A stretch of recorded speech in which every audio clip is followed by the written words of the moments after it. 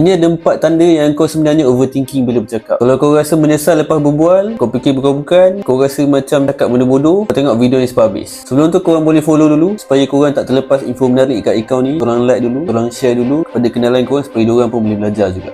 Nombor 1, kau explain benda simple tapi kau punya explanation tu macam kau tengah buat presentation kat bos. Korang tanya, kau makan apa tadi? Oh, tadi aku makan nasi goreng je. Aku nak makan yang penyet atau panjang menjela kau punya penjelasan tu. Relax je. Kau cakap makan nasi goreng pun dah okey dah. Nombor 2, kau ulang balik apa yang kau cakap dalam kepala. Lepas berbual tu, kau boleh ingat setiap ayat yang kau cakap. Siap ulang dalam kepala macam playback video. Nombor 3, kau takut terlampau diam sampai kau cakap benda yang kau tak perlu. Dalam kepala kau rasa macam, aduh, kenapa tak ada orang cakap apa-apa? Aku kena selamatkan keadaan ni. Padahal semua orang yang kat situ relax je, tak ada cakap apa pun. Kau je rasa macam tu. Nombor 4, kau fikir semua orang ingat apa yang kau cakap. Padahal diorang lupa 5 minit lepas tu. Kau risau sangat tersasul atau salah cakap. Tapi realiti ni, orang fikir malam ni aku nak makan apa. Dia bukan fikir pasal kau pun. Kalau korang ada tanda-tanda ni, relax. Orang tak judge kau macam mana kau fikir pun. Sebenarnya lagi chill korang berbual, lagi best komunikasi korang. So jangan biarkan kepala kau, fikiran kau jadi musuh korang sendiri. Pernah tak korang alami benda ni? Kalau korang pernah, cuba korang komen.